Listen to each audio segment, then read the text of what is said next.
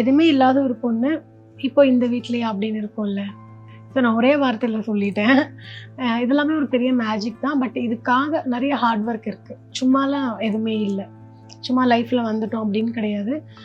நிறைய லெசன், நிறைய அசிங்கம், கேவலம், யாரும் பேச மாட்டாங்க. அதெல்லாமே தாண்டி தான் இவ்வளோ தூரம் வந்தது. ஸோ அதனால லைஃப்ல இந்த வீடு எனக்கு ரொம்ப பெரிய பெரிய விஷயம். ஒருத்தவங்களோட அப்பியரன்ஸ் வச்சு தானே பேசுறாங்க. அதுதானே அப்பியரன்ஸ் மீன்ஸ் அந்த ட்ரெஸ்ஸிங்ஸ் தான் அவங்களுக்கு பெரிய இதாக இருக்கு. ஒருத்தவங்க நல்லா ட்ரெஸ் பண்ணாதான் பேசணும், இந்த மாதிரி இருந்தால் தான் பேசணுன்ற மாதிரிலாம் அதை நான் நிறைய பார்த்துருக்கேன் என்னோட லைஃப்ல. லைஃபே ஒரு மேஜிக் தான். யார் எப்போ எந்த இடத்துல சக்ஸஸ் ஆவாங்க, எந்த பர்சன் எப்போ கீழே எல்லாரும் கீழே இறங்குவாங்கன்னு தெரியாது. ஆனால் எல்லாருமே ஒரே மாதிரி பார்க்கணும். இவன் ஒன்றுமே இல்லையே அவனை கீழேயும் பார்க்கக்கூடாது, அவன் பெருசாக இருக்கான அவனை மேலேயும் பார்க்கக்கூடாது, அவ்வளோதான். But equal to people. So அவ்வளோதான். ஸோ அதை தான் நான் பார்க்குறேன். அதனால் எல்லாமே ஈக்குவலாக பாருங்கள், ஈக்குவல் டு பீப்புள்.